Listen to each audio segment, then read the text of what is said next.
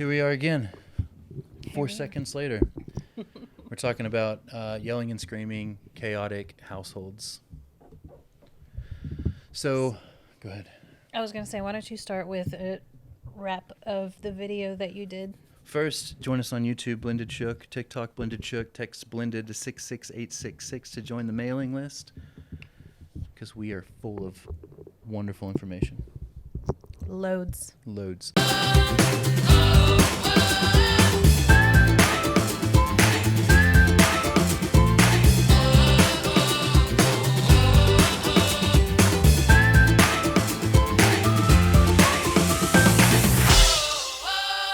Start with what? The TikTok? Yeah, just a little. Yeah, so I Summary. posted a video that basically, so what the way that I'm using our TikTok account is for kind of like an audio video journal for myself. It's reminders that keep me grounded and keep me parenting and marriaging the best that I can. And so I'm calling myself out, but it was a little rough, and it was hey, if you want kids that are respectful and kids that, I hate to say behave well, but a calm, nurturing environment that you live in. And it was like one of these, hey, come here, you're the problem. Yelling and screaming at your kids is demonstrating the way that they are to communicate with the world, and speaking to them like they're actual humans is what builds that calm, peaceful environment for them. Right? What are you doing? I'm laughing because this is one of the once in a blue moon moments that your ex-wife decides to call. Well, she was FaceTiming for Faye, but yes. And so on that, it went mini viral. Most people agreed. There were some people that didn't and, kind of took offense to it. But most people were like, made me cry. I needed to hear that. Tough message. Loved it. Whatever. How do I anonymously send this to my husband? Yeah, there was a lot of that. So I guess I'll start there. I want to say that, I don't know. I don't even know what I would want to say. It's not all about your partner. If you're married to someone who's not maintaining that environment, or that is yelling at your kids specifically, and I'm talking, maybe calling them names, or even just yelling and screaming, bringing that chaotic environment to life, who did you marry? How did you determine that was the person that you were going to marry? Did they change? Maybe they did. Maybe they didn't. Maybe it's not just the other person. Maybe it's both of you. Yeah. Maybe you were raised that way and you just don't know any different. Yeah. So here's a note from fatherly.com. The psychological effect of parents yelling at kids, especially younger ones, are real. Markham says, blah, blah, blah. Let's say during a soothing experience, the brain's neurotransmitters respond by sending out soothing biochemicals that we're safe. That's when a child is building neural pathways to calm down. When parents yell at their toddler, who has an underdeveloped prefrontal cortex and little executive function, the opposite happens. So they essentially become accustomed to the chaotic environment, and that is what ends up soothing them. And I think that's what's happened to a lot of the people our age. What are you laughing at? I'm laughing because when I got pregnant, unmarried pregnant, let's just say I was a bit of a party girl. And my friends used to always be like, oh, yeah, when the baby's sleeping, you got to put on the music as loud as you can. Right. Because, No. Well, but they get used to that, and then that means that they're going to sleep whenever they're born. So that we can throw parties Right. while the kid is asleep. And there's something to that. And so the same applies after they're born. That becomes their peace. That becomes their soothing. They don't feel regulated or normal unless there's chaos around them. And so it goes on to say that yelling at kids is never communicating. A small percentage of sadists enjoy being yelled at. So why would kids, when parents start yelling at kids, They acquiesce on the outside, but the child isn't more open to your influence. They're less so. So when you yell at a child and force them into a way of thinking or into doing something, you're not teaching them shit except to fear you, to listen to what you say, which is great, right? But they're not thinking for themselves and understanding why it is that they're doing something. And I would argue that they're probably on high alert all the time, and that's exhausting. Yeah. With me, I've had some people ask, how or why. With me, it started because I'm 6'2", 300 pounds, and I'm scary. And so I make a point to not physically intimidate people that are not in need of physical intimidation. I don't want my kids, my family especially, to do things because they're physically scared of me. And I had the shit beat out of me a lot whenever I was a kid. For super random reasons. Yeah. Not yelling at kids is not letting them off easy. Our children do not run around and do whatever they want to do. We make expectations clear, and we have consequences. We just don't yell them at them. They're not getting yelled at. Mm-hmm. So they lose privileges. They get grounded. They're punished, so to speak. The only piece that's missing is the yelling and screaming. Yes. I've lived that life. What do you mean? I've been the yelling mom. Who, because you were yelled at. Yeah, because I was yelled at, but also because I didn't have any patience left when I got home. I didn't have any mental or emotional capacity left when I got home. And this is before the, gentle parenting movement and all of those kind of things. But I just one day was like, oh my gosh, I yell all the fucking time and I'm just not going to do it anymore. Yeah. And the kids were a little alarmed at first.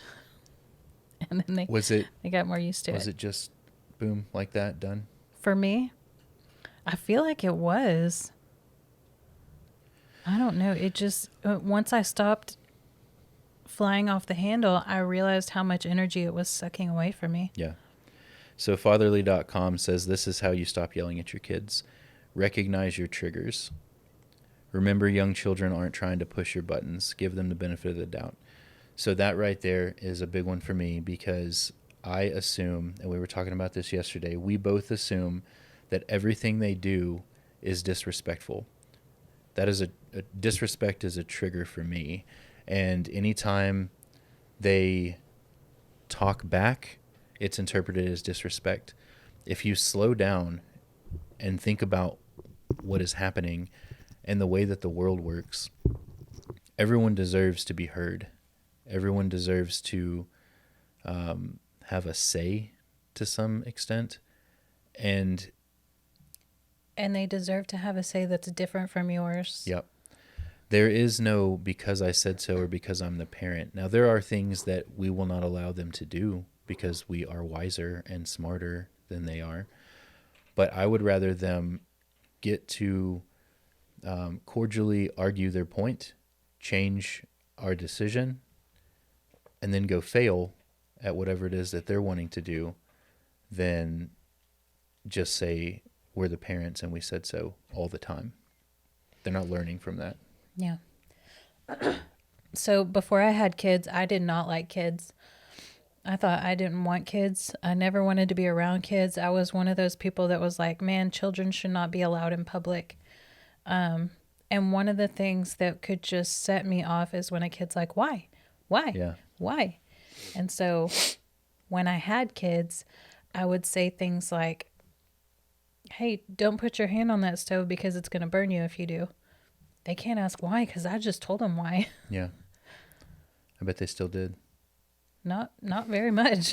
Yeah, that's true. And that's a trigger for me as well. And offering more information up front definitely helps. Or do you mean that they still put their hand on the stove? Because Vince definitely did. So this actually says, and you'll like this one, use humor to help disengage a kid from problematic behavior. Laughter is better than yelling and tears. I feel like I do that all the time. They cannot. They can't even tell when I'm I serious. was going to say, you do it to a fault. Yeah, and I've got a dad voice. I've got a stern, hey, we need to get serious now and quit playing around. This is me being for real. It's not yelling. Train yourself to raise your voice only in crucial situations in which a child might get hurt. That's when the dad voice comes out. That's when it's the, hey, you need to stop.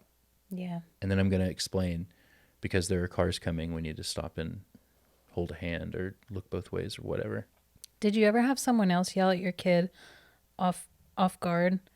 Like, because you made me think of it, because one time when Leilani was very small, like 2, I was having lunch with a friend, and then as we were leaving, Leilani pushed open the door and ran out where she was about to be off the sidewalk and in the street.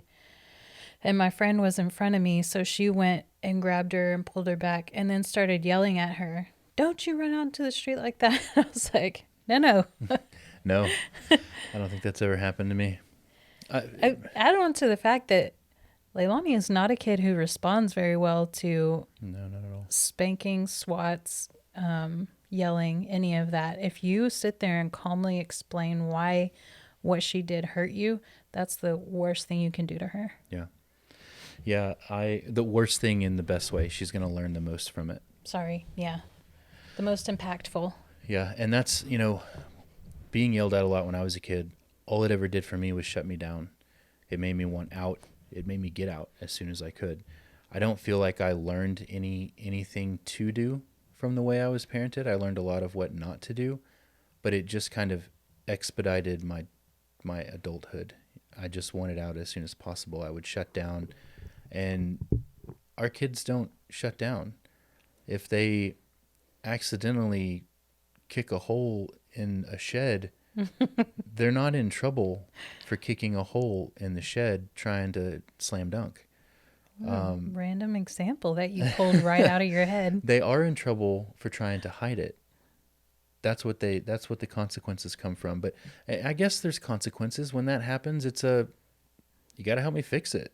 I'll show you how. And then it's like, man, you're learning shit all over the place. You're learning how to communicate. You're learning how to regulate your emotions. You're learning carpentry skills.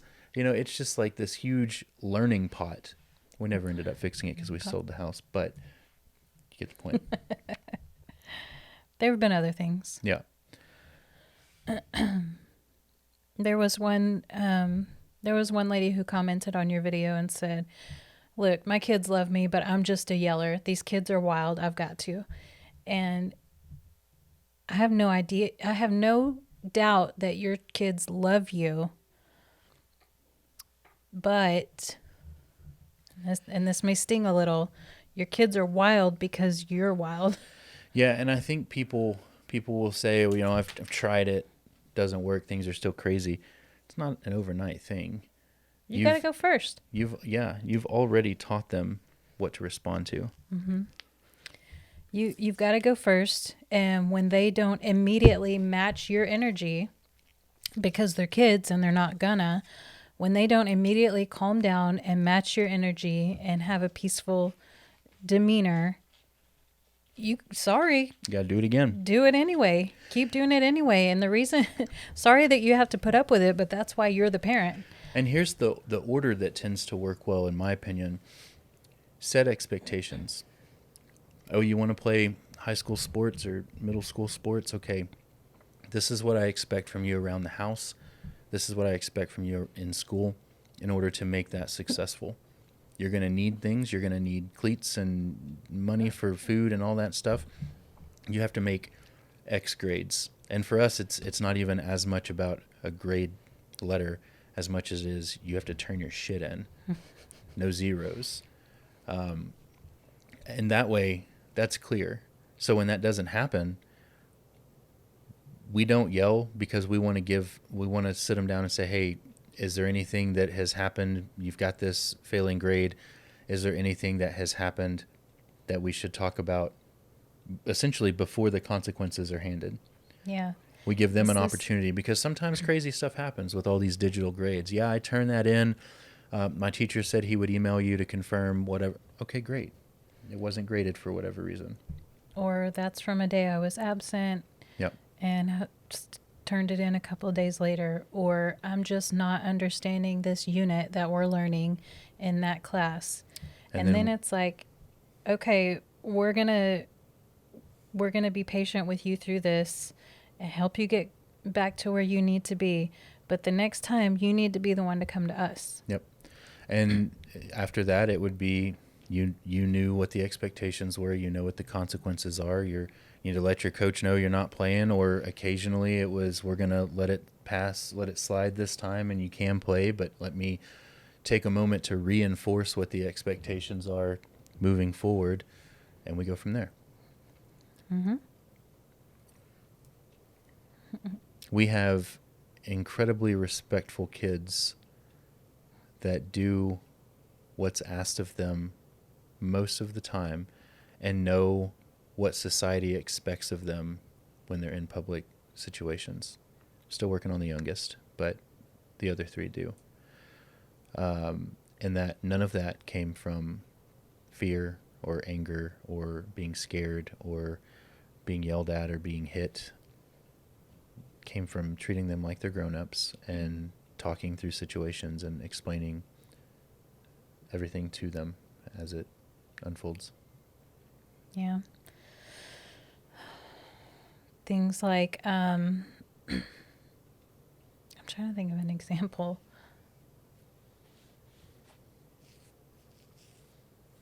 What you got? It just totally escaped me. Sorry. The thought eludes me. We also do a lot of, here's the expectation, here's where you didn't meet it, what can we do to help you get there next time? What do you need from us to feel like you're prepared to get this done?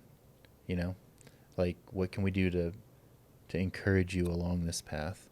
And we've shifted gears and completely changed expectations on the fly and completely changed consequences on the fly because of the way that you gotta know how the kid's responding to it, you know. And if you've got somebody whose mental health is dependent on their support system, which is in their phone, you can't necessarily take that phone away. Mm-hmm. But you still can teach lessons. That's going to be a hot button, I bet. Yeah. Oh, yes, I can take that phone away. I'm You the one who can. pays for it. And then your teenager is going to hang themselves, and that's on you. Maybe not, but there will be, like, I don't know. So with ours, it's like, I mean, she's an extrovert. She's a social butterfly. She thrives from talking to friends and also to us. It's not like she leaves us out. But, so yeah, grounding from the phone was just really not going well. Not only was it not causing a favorable outcome for her to do whatever it was we needed her to do in the first place, but it was diminishing her, like you said, her mental health. Yep. And at that point, it just becomes this, am I going to be so stubborn that I'm going to try to break her into doing what I said? It's not going to work. Not with this kid. It was going to just continue to send her down into a depressive spiral. And so at that point, you can only approach it with humility, and you can say, I have made the wrong move here. We need to get more creative. We need to try again. What can we do? Conversations here. What can we do What do to you better think? support her? We're after an end result, and the end result is not a broken kid. The end result is a kid that's succeeding in the area that we're wanting her to succeed. Yeah. Now, we're not pushovers, so it wasn't just like, what can we do to support you and help you along? It was, you want your phone back? Okay, what are your ideas of consequences that we can enforce? Yeah. I forgot what it was. Was it extra chores? I don't remember. I feel like it was, I don't know. I think it was worse than that. We cut back the curfew, I think. I've probably got a note in my phone. Yeah, probably. Yeah, that was another one. She was, she drives now, and there were a couple of times where she's just kind of moseying on home and coming in late. And so it was, hey, this is the expectation. We go to bed. We want to know that you're home safe. We don't want to stay up until midnight on a Tuesday.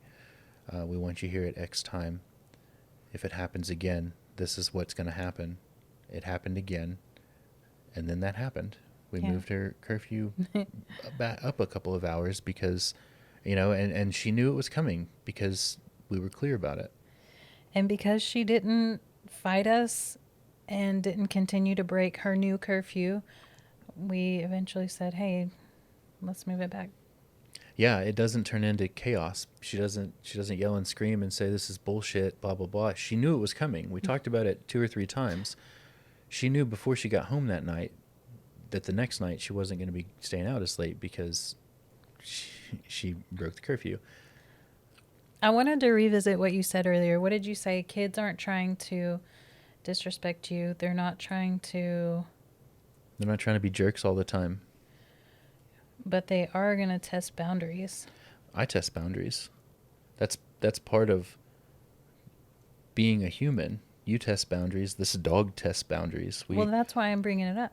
And the more boundaries I can make super clear to them verbally and set those expectations, the less there is for them to test, because people test boundaries when they're unsure, when they don't know where the boundary is and what the consequence is. If if you go into it and make it clear and make the consequence clear, I feel like they're a lot less likely to test the boundary. At that point, they're testing your resilience. If they're hitting up against that electric fence, they're testing me and my word, not so much the boundary. Yeah. You know what I mean? Mm-hmm. Boundary's clear. It's right fucking there. That's probably nature, is to, test those boundaries, and because you don't know the consequences or the effects. Some people test them anyway just because they're either what's inside of the boundary is too appealing or whatever. Yeah. But mostly not kids. It's not, I wouldn't think that that's a natural. I've had employees that constantly test boundaries. Grown folk. Yes. What else Yes, you got? you have.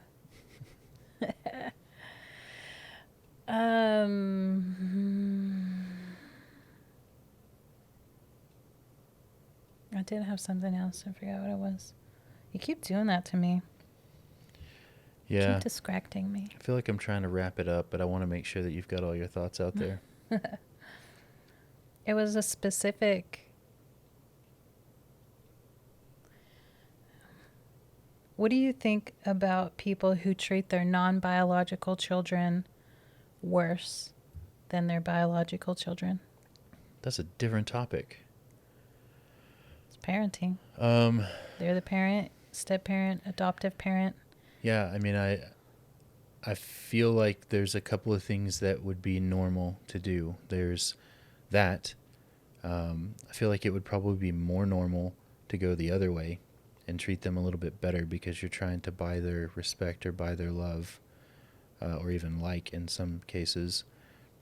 But I definitely believe in treating each kid differently based on their personality and their needs, but I do not believe in treating kids differently based on their biologic family, biological. So don't like it. Why? I think that there's a natural thing that people don't want to say, which is that the kids that are not biologically yours, you're not going to love them as much as the biological ones, right? Personally, I don't feel like the kids should ever know that until they're grown-ups and maybe come into that situation themselves. Yeah. That's all. Mm-hmm. All right, then. I love you. Love you too.